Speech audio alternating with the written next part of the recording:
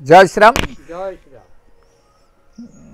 आमे आमर जहाँ इच्छा गोटे थाए किए गोटे बड़ चाकरी कर भी इच्छा पूर्ण हुए तर किए जिते जहाँ गोटे इच्छा थाए जो से पूर्णता लाभ करे से जिन को पूर्ण प्राप्त हो जाए से खुशी हो जाए जहाँ मुझे चाहूली ता सब पाइली एमती भी सिकंदर जो देखि बुझे से भी माने सारा पृथ्वी जय कला बुझे कि मल्ले से गोटे कथा कहले जे मो सब नेला बेले मो हाथटा को ओली दब जे हाथ दुटा एमती ओलिक हाथटा खोला जे मुझे शिक्षाटा देकी जी मुझे पृथ्वी जय करथिला परे भी गला बेले खाली हाथ में जाऊँ तेणु आमे जिते धन संचय कर बा जिते संपत्ति बढ़ाओ जिते जहाँ कर किंतु गोटे कथा सब मन रख गला बेले हाथटा एमती खोला करिकी जीव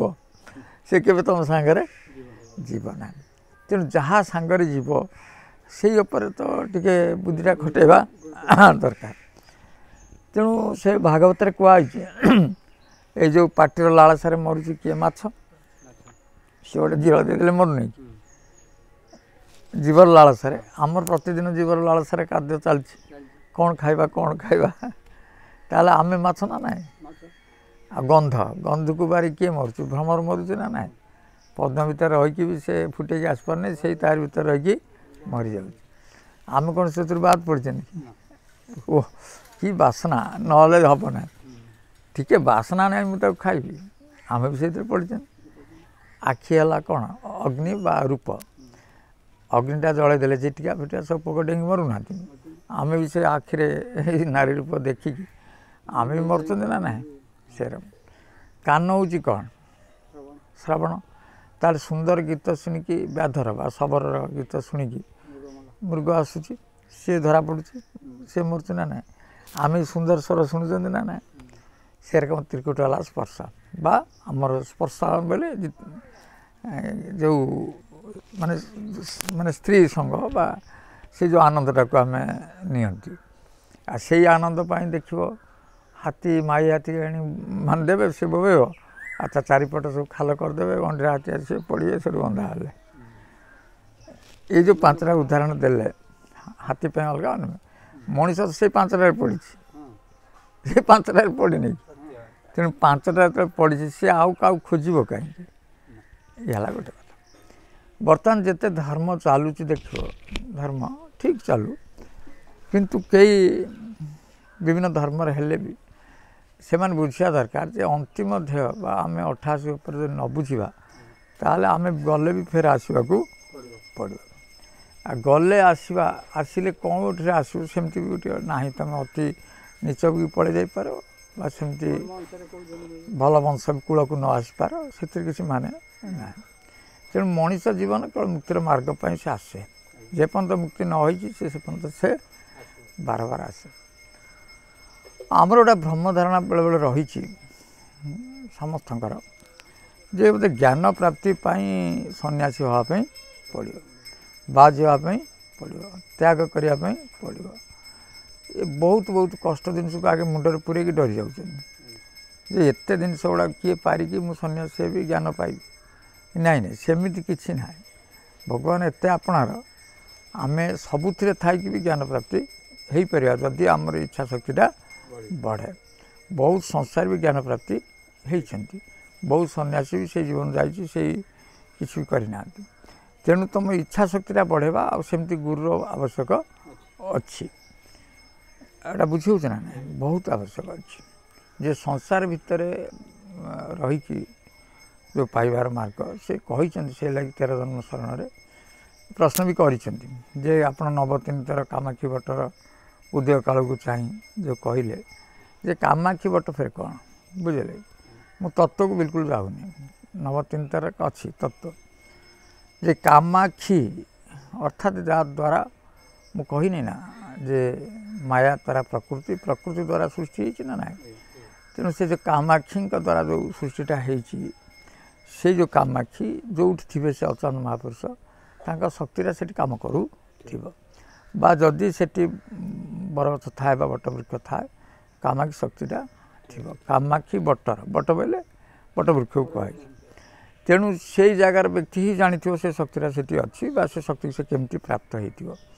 आउ अन्य माने कोठी चारिआडे कामाक्षी बट अच्छी जब से शक्ति प्राप्त होती से भी ठीक किसी कथा ना कि शक्ति कौन ना गुरु हेबे मोर श्री सच्चिदानंद नहीं क्रौच पातंजलि गुरु होइतिबे सच्चिदानंद गोसाई तांको गुरु क्रौच पातंजलि होइतिबे पातंजलि बहुत पुराणा जुगर पुराणा समय कथा आउ सच्चिदानंद गोसाई हेले शिव ठाकुर तेणु तांकर पातंजलि गुरु होइतिबे शिव ठाकुर गुरु होइतिबे ये तो साधारण कथा नुहे ना से व्यक्ति पाखे जो होइतिबे जो व्यक्ति होइतिबे से जानिबो ना नहीं मो गुरु क्रौच पातंजलि आ गुरु सच्चिदानंद शिव ठाकुर तेणु सेही भली व्यक्ति जे ये तत्व को प्राप्ति होइतिबे तेणु तांको खोजिबा आ तांको तत्व को बुझिबा तत्व को जानिबा ये बहुत आवश्यक अच्छी बुझिले जे बहुत आवश्यक अच्छी बा से भली खोजिबा भी दरकार एटा कहली आ गोटे कथा हूँ जो धर्म जी था जिते पुराण शास्त्र होता पढ़ी था समस्ते पढ़ते किंतु बचापी संसार किसी दिन भल रही किसी कथा तुमको आज कहूँ बहुत आवश्यक कथा तुम देख महाभारत गोटे काव्य रामायण भी गोटे काव्य ये दीटा काव्य बेसी शिक्षा आम कौन पाँच मो दृष्टिकोण मुझे कहूँ रामायण पाँच राम प्रभु करे कहीं ना देख से समस्ते कांदी समस्ते कांदी रोल देख समस्ते कांदी समस्ते कांदी बहुत आनंद पाई कांदार सब जे कांदार कौन आनंद पाईगले ना समस्ते त्याग कर ना ना समस्ते देख से चरित्र टोटाल त्याग सबुठार जदि चरित्र को खराब चरित्र को जा कैकेयी बहुत त्याग थिला बहुत कांदी यही राम को नहीं ठाकुर करने बड़ त्यागी थे किए कैकेयी तेणु प्रत्येक चरित्र एमती जहाँ तुम गुणिची मूषा पंत भी देख खाली त्यागर माने सबुड़ा कहानी अच्छी क्या भितर हाँ किंतु माने हाथरा खोला हो कौन तू ने तू खा तू बंच मोर भल यही कथा ये हूँ भोगर कहानी हाथरा मुठा दुजन कौन मुझे देवी ना ये भी कौन ना ते छाड़बुन तेणु येटा कौन हो भोगर कहानी हो माने भोग करने ये काव्य जो पढ़े हाँ हाँ हाँ जड़े हाथटा खोला कर जड़े मुठा कर जो बंचार शैलीटा आमको शिखई तुम द्वंद्व कर बंची पार हाथ खोला करके भी बंची पार यही दुटारू तुम जोटा बेसी तुमको खुशी लगे धर तुम गोटे भाई के हरैकी तो संपत्ति खाईगल किंतु ये मन गला बेले तो हाथ खाली ना ना गोटे भाई पे गोटे किसी करगला भी गला बेले हाथ खाली तो लोक कौटा को बेसी पसंद करेंगे जहाँ देच ना नहीं बोली भावे कथा से भाई देख गोटे छोटिया कहानी कहूँ से कहानी मध्यम तुम जीवन को बदल दो गोटे छोटिया कहानी बहुत बड़ लोक थे बहुत बड़ चाकरी करते बड़ गाड़ी बुझे कि 60-70 लाख गोटे टंकार गाड़ी से थरे तांकर गोटे छोटिया पुओटे 5 वर्षर पुओ 5 वर्षर पुओ सी तांकर जो बंधु बा तांका फ्रेंड सर्कल भितर जनकर तांको पुअर जन्मदिनटा होउथिला ये सब स्वामी स्त्री कहले आम पुओ जन्मदिन सी आसते आम तो जीवा ना ना गोटे भल गिफ्ट बा उपहार गोटे किणिले भल उपहार किणिकी ताको पैकिंग कले आउ बड़ गाड़ी में बसिकी एमाने गले पुओ भी माँ पुओ बस पछरे बाप चलाऊँगी किछि बाट गला पर भल खुशी बाट चलती से देखिले गोटे रास्ता कड़े 10-12 वर्षर गोटे गरीब झुटे से तरबुज बिकुची तरबुज बिकुची सुगार सुड़ी जाऊ कहूँ से छुआ कांदिला कहला बो मु तरबुज खाई कहला खाऊ गोटे तरबुजटा खाଇବା भी दरकार गाड़ी गरम हो से गाड़ीटा को लगेदेले कौटी से झील पाखे गदा है कहला माँ से तरबुज केते टका कहला 50 टका गोटा से स्त्री कहला ना ना तू 30 टकार गोटे दे ସେ କହିଲା ନା ମା ଆମ ଏ 30 ଟଙ୍କାରେ ମୁଁ ଦେଇପାରିବିନି। କହିଲେ ଛାଡ଼ ତତେ ମୁଁ 35 ଟଙ୍କା ଦେବି। ଗୋଟେ ବଢ଼େଇଲେ 5 ନା ସେ ଶେଷରେ କହିଲା ମା ଆପଣ କାହିଁକି ଇଏ କରାଉଛନ୍ତି 45 ଟଙ୍କା ଦିଅନ୍ତୁ ମୁଁ ଗୋଟେ ଦେଇଦେବି। ସେଠୁ ସେ କହିଲେ ହଉ ଆଣେ ଗୋଟେ 45 ଟଙ୍କା ଦେ। ସେଠୁ ନେଇକି ଆସିଲା ମାନେ ଧରିବା ପାଇଁ ଯାଉଛି କିଏ? ମା ଧରିବା କଥା ଧରୁଛି କିଏ? ପୁଅ। କାରଣ ସେ ଖୋଜୁଥିଲା ଖାଇବା ପାଇଁ। ସିଏ ସେଠୁ ସେ ଧରିବା ପାଇଁ ଗଲା। ଇଏ ଝିଅଟି ଟିକେ ଛିଡ଼ା ହେଇଗଲା ବୁଝିଲେ। ଛିଡ଼ା ହେଇକି ଟିକେ ଲୁହ ଗଳେଇ ପକାଇଲା। କହିଲେ କାନ୍ଦିଲୁ କାହିଁକି? ମୋ ପୁଅ ହାତକୁ ଦେ। କହିଲେ ନା ମୁଁ ତ ଦେବି କିନ୍ତୁ ମା ମୋର ଏଇ 2 ବର୍ଷ ହେବ ଠିକ୍ ଏରକମ ଗୋଟେ ଭାଇ ଥିଲା ଆଉ ଏମିତି ଜ୍ୱର ହେଲା ଯେ ଆମେ ନଉନୁ ଡାକ୍ତରଖାନାରୁ ମରିଗଲା। ମୋ ଭାଇ କଥା ମନେ ପଡ଼ୁଛି। ମୋ ଭାଇ ଭଳିଆ ଲାଗୁଛି ଆଉ ମୋ ଭାଇ ନଉ ତରଭୁଜଟା ନେଇକି ତା ହାତରେ ଦେଇଦେଲା। ସିଏ ହାତ ବଢ଼େଇଛି ଆଉ ଛୋଟ ପିଲା ତରଭୁଜଟା କ'ଣ ହେଲା ତଳେ ପଡ଼ିକି ଚିହ୍ନା ହେଇଗଲା। ଇଏ ବିଗିଲା କିଏ ତା ମା କହିଲା ତୁ ଆଣୁ ଭାଙ୍ଗିଦେଲୁ ତୋତେ କିଏ ପଇସା ଦେବ? ଗୋଟେ ପଇସା ଛାଡ଼ୁନୁ ଏତେ। ସେ ଦୌଡ଼ିକି ହସିକଲା କହିଲା ନାଇଁ ମା ଆପଣ ରାଗନ୍ତୁନି ମୁଁ ଆଉ ଗୋଟେ ଆଣୁଛି। ଫେର ଗୋଟେ ଆଣିକି କହିଲା ମା ସେ ନେଇପାରୁନି ଛୁଆଟା ଆପଣ ନେଇକି ତାକୁ ଦିଅନ୍ତୁ। ସେଠି ସେ ନେଇକି ତା ପୁଅକୁ ଦେଲା। ଏଗୁଡ଼ା ଶୁଣୁଥିଲେ କିଏ? ତାଙ୍କ ବାପା। କହିଲେ ଆମର ଏତେ ପଇସା ଗୋଟେ ସ୍ତ୍ରୀ ଲୋକ ମୋ ସ୍ତ୍ରୀ ତୁ ତାକୁ 5 ଟଙ୍କା କାଟି ଚାଲୁଛୁ। ଏପଟେ କହିଲୁଣି ଯେ ଆଉ ଦେବିନି ଯେଉଁଟା ଭାଙ୍ଗିଗଲା ସେଇଟା ଦେବିନି ଆରି 45 ଟଙ୍କାଟା ମୁଁ ତୋତେ ଦେବି। ତାଙ୍କ ସ୍ୱାମୀ କ'ଣ କଲେ 100 ଟଙ୍କା ବାହାର କରିକି ଦେଲେ। କହିଲେ ମା ତୁ 100 ଟଙ୍କା ରଖ। କାନ୍ଦିଲା କହିଲା ଆପଣ ଯାହା ଭାବନ୍ତୁ ମୁଁ ଟଙ୍କା ନେବିନି। ସେ କହିଲେ କାହିଁକି? କହିଲା ହଁ ମୋ ଭାଇକି ଦେଇଛି। ମୋ ଭାଇକି ଦେଇଛି। ଭାଇକି ଦେଇଛି ମୁଁ ଟଙ୍କା କେମିତି ନେବି? କହିଲା ଆରେ 200 ନେ। କହିଲା 1000 10,000 ଦେଲେ ବି ନେବିନି। ସେଠୁ ଲୁହ ଗଡ଼େଇ କାନ୍ଦିକି ପଳେଇଲା। ଯେମିତି କିଛି ବାଟ ଯାଇଛି ଇଏ ସ୍ତ୍ରୀ ଲୋକ ଡାକିଲା କହିଲା ଶୁଣ ସେଠୁ ଆଇଲା କହିଲା କ'ଣ ହେଲା ମା? କହିଲା ତୁ ଗୋଟେ ଜିନିଷ ନେ ମୁଁ ଗୋଟେ ଉପହାର ତ ଦେବି ନେବୁ। କହିଲା ହଁ ସେମିତି ଦେଇପାରିବ। ଇଏ ଯେଉଁ ଉପହାରଟା ନେଇକି ଯାଉଥିଲା ଆକୁ ଦେଇଦେଲା। ଦେଖିଲା ଗୋଟେ ବଡ଼ ମୁଦି ବୁଝିଲେ ବରିଆର। ସେ ଝିଅ କାନ୍ଦିଲା କହିଲା ମା ଏତେ ସୁନା ନେଇକି ମୁଁ କ'ଣ କରିବି? ଏତେ ଦାମରେ ଆପଣ କାହିଁକି ମୋତେ ଦେଉଛନ୍ତି? କହିଲେ ତୁ ଟିକେ ଆଗରୁ କ'ଣ କହିଦେଲୁ ଯେ ମୋ ଭାଇ ପାଇଁ ତୁ ନେଲୁନୁ। ତୁ ଗୋଟେ ସମ୍ପର୍କ ପାଇଁ ନେଲୁନୁ ନା ମାନେ ରିସ୍ତା ପାଇଁ ଯେ ଭାଇ ବୋଲି ଡାକିଦେଲେ ତୋର ସବୁ ଲାଭ କ୍ଷତି ହିସାବ କଲୁନୁ।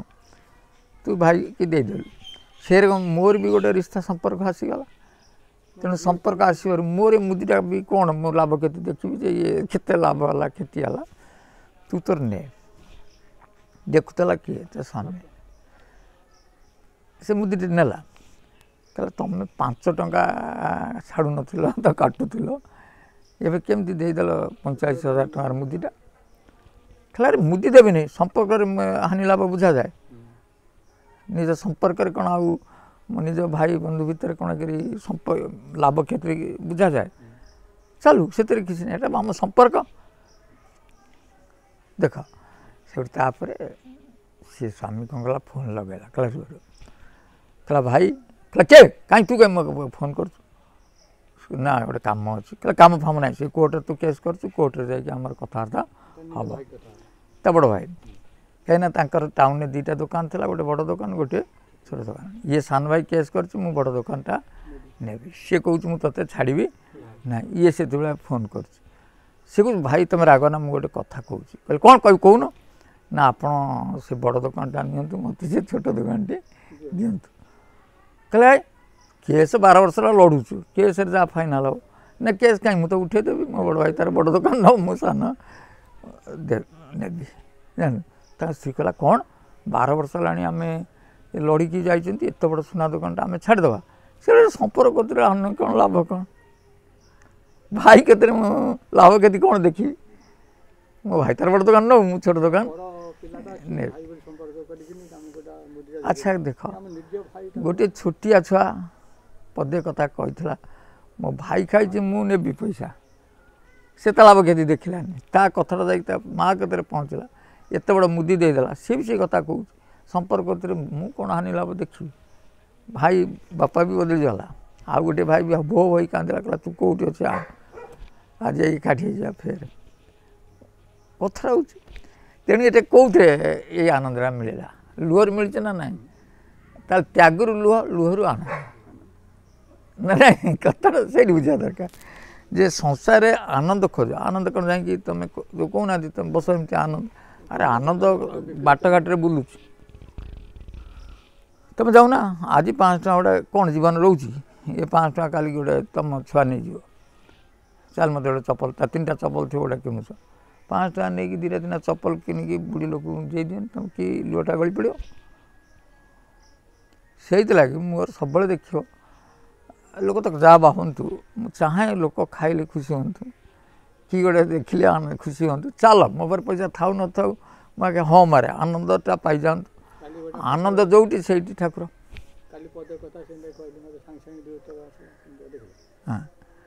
ତେଣୁ କଥା ହେଉଛି ସେୟା, ବଞ୍ଚିବାକୁ କଳା ଶିଖ। ଇଏ ତ ଏଇ କଳାରେ ଏଇ ଲୁହରେ ତୁମେ ବି ପାର ପାଇଯିବ, ହେଲା ନା ନାହିଁ? ଆଉ ଭଲ କଥା କହିଲେ ଜୀବନଶୈଳୀ, କେତେ କେତେ ଟଙ୍କା ଏସବୁ ଧରା ହେଉଛି, ମାନେ କ'ଣ ବସ୍ତା ବସ୍ତା ଟଙ୍କା, ଗୋଟେ ବିବେକ ପସନ୍ଦ ଯେ ହଁ ଏତିକି ଆମ ପାଇଁ ବହୁତ ହେଇଗଲାଣି, ବହୁତ ସମାଜରେ କିଛି କାମ କର ଯେଉଁ ସ୍ତରରେ ଆବଶ୍ୟକ ଅଛି। ସରକାର ତ ତାଙ୍କର ଯାହା କରୁଛନ୍ତି, ସରକାର କ'ଣ ସେ ଆନନ୍ଦଟା ନେଉଛନ୍ତି ତାଙ୍କର ପ୍ରୋଜେକ୍ଟ। ତୁମେ ଯଦି କେଉଁଠି 100 ଲୋକଙ୍କୁ ଖାଇବା ଦେଲ, ଗରିବ ଲୋକଙ୍କୁ, ତୁମେ ସେଥିରେ ତୁମର ଲାଭ, ସେ ତ ଅଲଗା କଥା, କିନ୍ତୁ ତୁମେ ତ ସେୟା ନୁହଁ। ତୁମେ ନା କାହିଁ କମେଇବ, ତୁମ ପାଇଁ ଆନନ୍ଦ ସେଇଠି ନେଉଛ, କର୍ତ୍ତବ୍ୟ ନୁହଁ, କର୍ତ୍ତବ୍ୟ କିଏ କାହିଁ ଭାବିବ? ସେଇଟା ତୁମେ ଆନନ୍ଦଟା ପାଇବ ନା, ତୁମେ ନେବ ଅଧିକା, ସିଏ କମ୍, ତାଙ୍କୁ ଖୋଇଦେଲେ ସିଏ ଗୁଣ୍ଡା ଗୁଣ୍ଡା କରି ଖାଉଥିବେ, ତୁମକୁ ଖୁସିଟା ତୁମେ ନେବ, ଆନନ୍ଦଟା। ସେଇଭଳି ପ୍ରତ୍ୟେକ କ୍ଷେତ୍ରରେ ବିଚାର କରି କଲେ ବଞ୍ଚିଥାଉ ଥାଉ ତୁମେ ଲୋକ ତୁମକୁ ଭଲ ପାଇବେ, ଆଉ ସବୁ ନାରାୟଣ ଯେତେବେଳେ ଭଲ ପାଇବେ ସେ ନାରାୟଣ ବି ଭଲ ପାଇବେ। ତାହେଲେ ରଖ, ଜୟ ଶ୍ରୀରାମ।